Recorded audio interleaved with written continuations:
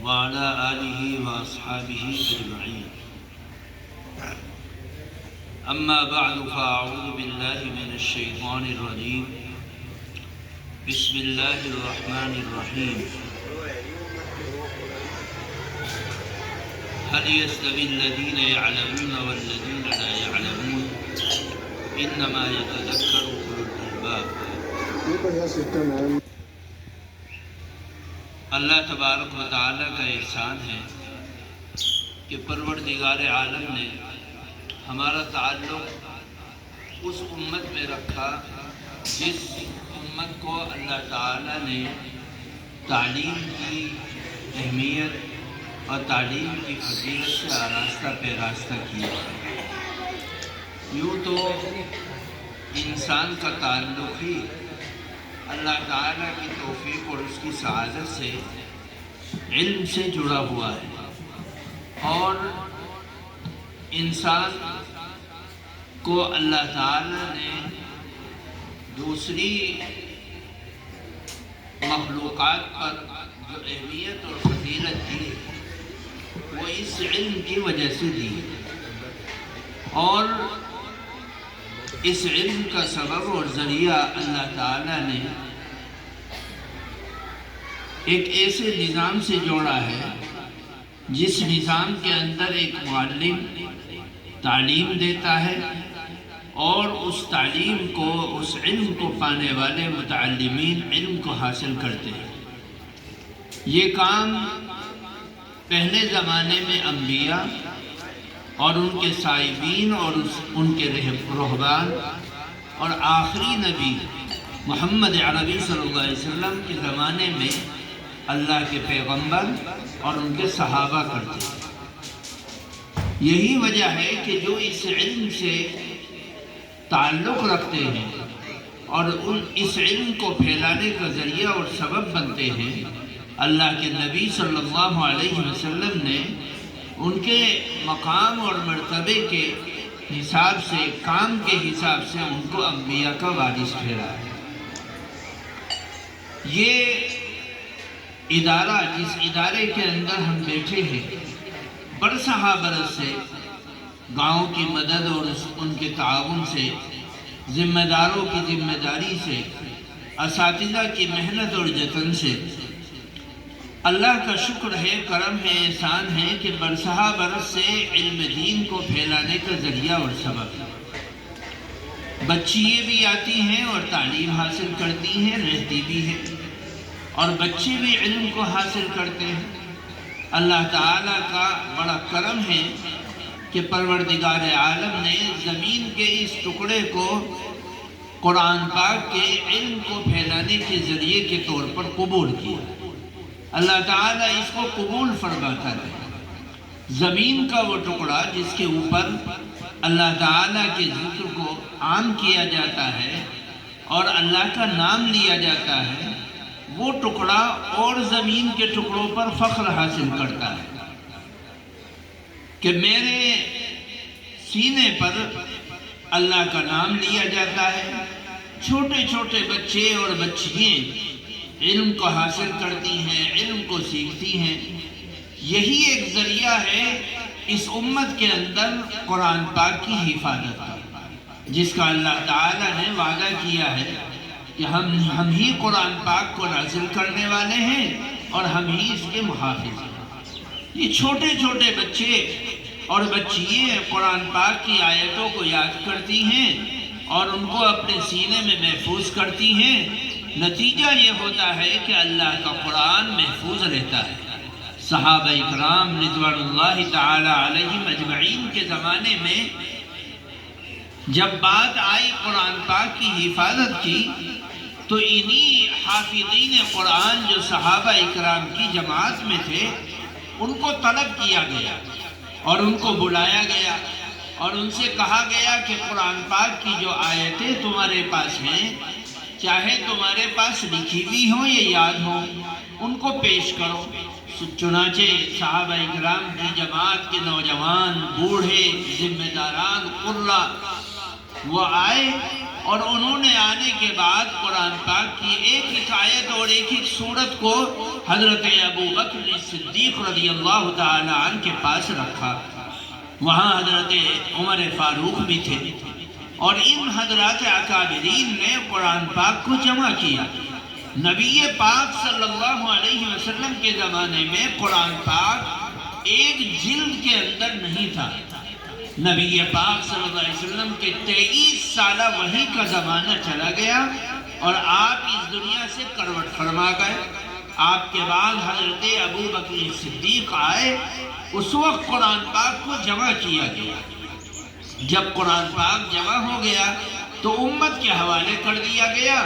امت کے نوجوان، بچے، بوڑھے، مرد اور عورت اللہ تعالیٰ کی توفیق اور اس کی سعادت سے اسی طرح کے مدارس میں بیٹھ کر، مکاتب میں بیٹھ کر قرآن پاک کو پڑھتے ہیں۔ آج اللہ تعالیٰ کی بڑی توفیق اور سعادت ہے کہ اللہ تعالیٰ نے اس امانت کو ہمارے حوالے کر رکھا ہے، اور ہم کتنے ہی کسی بھی گاؤں میں رہنے والے ہوں، نوجوان ہوں، بوڑھے ہوں، بچے ہوں، مرد ہوں، عورت ہوں، اللہ تعالیٰ ان کو توفیق دیتا ہے اور وہ ان مدارس کی حفاظت کے لیے اپنی قربانی پیش کرتے ہیں، اپنا مال دیتے ہیں، اپنے بچوں کو دیتے ہیں، اپنی بچیوں کو دیتے ہیں۔ نتیجہ یہ ہوتا ہے کہ اللہ تعالیٰ کا دین کا یہ علم ہمارے درمیان میں محفوظ ہے۔ میرے بزرگوں، دوستوں، اس حفاظت کے اندر اللہ تعالیٰ نے بنیادی سبب جو بنا رکھا ہے، ان بچوں کو بنا رکھا ہے۔ ماں باپ ان بچوں کو مدرسے میں بھیجنے کا ذریعہ ہے، اور وہی ماں باپ جن کے بچے مدرسوں میں پڑھتے ہیں یا نہیں پڑھتے، ان کے اموال کے ذریعے سے ان مدرسوں کے انتظام و انصرام کو چلایا جاتا ہے۔ یہ کمرے بنائے جاتے ہیں، دیواریں کھڑی کی جاتی ہیں، زمینیں خریدی جاتی ہیں۔ نتیجہ یہ ہوتا ہے کہ یہ مدرسے پھلتے ہیں، پھولتے ہیں، بنتے ہیں، آگے بڑھتے ہیں۔ آپ دیکھیے کہ یہ ادارہ کتنے زمانے سے کام کر رہا ہے اور اس کا لینٹر باقاعدہ نہیں ہے، گاٹروں کے اوپر چھت پڑی ہے۔ آج اللہ تعالیٰ نے توفیق اور سعادت دی، نتیجہ یہ ہوا کہ یہ پکا کام جو برسہ برس تک چلنے والا ہے، اللہ تعالیٰ نے چند لوگوں کو کھڑا کیا اور ان کی محنت اور تڑپ اور فکر سے یہ کمرے اپنے بنیادوں پر کھڑے ہونے کے قابل بن گئے۔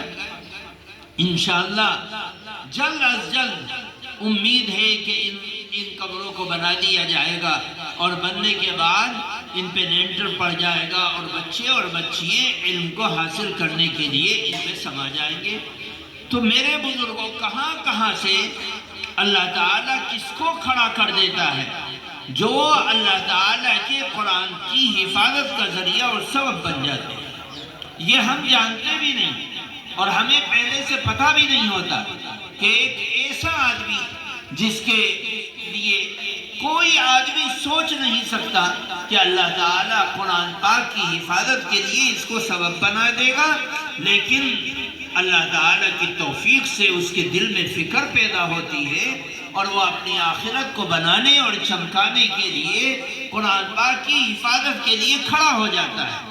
یہ کمرے بن رہے ہیں، نہ جانے کس کا پیسہ لگے گا، کہاں سے آئے گا، کیسے چلے گا، کہاں بڑھے گا، اور کہاں تک یہ چمکدار، سایہ دار، مضبوط کمرہ بنے گا، اور یہ کمرے تیار ہوں گے، درسگاہ تیار ہوگی، اس میں قرآن پاک کی تعلیم ہوگی، بچیاں رہیں گی، بچے رہیں گے۔ یہ پہلے سے اس کا تصور کرنا یہ ناممکن ہوتا ہے۔ یہ مدرسہ چلانے والے جانتے ہیں کہ ایک ایک اینٹ کو جوڑا جاتا ہے، اور کیسے کیسے 10 20 20 50 50 100 روپے لائے جاتے ہیں، اور ان کو جوڑ کر ایک سایہ دار کمرہ تیار کیا جاتا ہے، اور بچے اس میں تعلیم حاصل کرتے ہیں۔ اللہ تعالیٰ اس کام کے لیے کس کو کھڑا کر دے، اس کا تصور پہلے سے نہیں ہوتا۔ وہ بھاگیدار ہیں، خوش قسمت ہیں جن لوگوں کو اللہ تعالیٰ قرآن پاک کی حفاظت کا ذریعہ بنا دیتا ہے۔ ایسے ہی بڑے سے بڑا دارالعلوم اور چھوٹے سے چھوٹا ایک مکتب اور مدرسہ اللہ تعالیٰ ان کو ان کے لیے کسی کو بھی کھڑا کر دیتا ہے۔ بڑے بڑے سرمایے کو دینے والے ثواب کے حساب سے پیچھے رہ جاتے ہیں، لیکن ایک معمولی سی رقم دینے والا اخلاص کی وجہ سے، للہیت کی وجہ سے، اپنی کڑھن کی وجہ سے، اپنی تڑپ کی وجہ سے اس لکھ پتی اور کروڑ پتی سے آگے بڑھ جاتا ہے۔ یہ صرف اللہ تعالیٰ کی توفیق اور اس کی سعادت ہوتی ہے۔ اس لیے یہ نہیں سمجھنا چاہیے کہ ہم ایک مدرسے کے ذمہ دار کے اوپر چھوڑ دیں کہ بھائی تم خود لاؤ اور خود لگاؤ اور خود کرو، ہمارے بچے پڑھنے والے۔ سب سے زیادہ فائدہ ان اداروں کا جو گاؤں کے اندر ہے، سب سے زیادہ فائدہ گاؤں کے بچوں کو پہنچنے والا ہے اور گاؤں کے لوگوں کو پہنچتا ہے۔ گاؤں کے اندر علم محفوظ رہتا ہے، قرآن محفوظ رہتا ہے، دین محفوظ رہتا ہے، لیکن باہر کے لوگ اس ادارے کی اہمیت کو سمجھ کر اس کے لیے فکریں جوڑتے ہیں، کام کرتے ہیں، تعاون کرتے ہیں، مدد کرتے ہیں۔ گاؤں کے لوگوں کو بھی چاہیے کہ وہ اپنی باہر کی فکروں سے زیادہ اپنی ذاتی فکروں کو کام میں لا کر ان اداروں کی حفاظت کریں، ان کو بنانے کا کام کریں، ان کو سنوارنے کا کام کریں، ان کو سایہ دار کرنے کا کام کریں، تاکہ نقد فائدہ جو ان کے بچوں اور بچیوں کو فائدہ ہونے والا ہے بھرپور طریقے سے فائدہ مند ثابت ہو۔ اللہ تبارک و تعالی ان کمروں کے بنانے میں اپنے خزانے غیب سے کفالت فرماوے، اور جن لوگوں نے اس میں حصہ لیا ہے یا حصہ لیں گے، اللہ تعالیٰ ان کی فکروں کو قبول فرماوے اور ان کے ایک ایک پیسے کو قبول فرماوے، ہر طرح کے شرور و فتن سے محفوظ و مامون فرماوے اور ان اداروں کی حفاظت فرماوے، اور ہمیں بھی توفیق اور سعادت دے کہ ہم بڑھ چڑھ کر اس میں حصہ لیں اور اس کو پائیدار اور سائیدار بنانے کی فکر کریں۔ اللہ تبارک و تعالی ہمیں کہنے سننے سے زیادہ علم و عمل کی سعادت نصیب فرمائے۔ سبحان اللہ و بحمدہ۔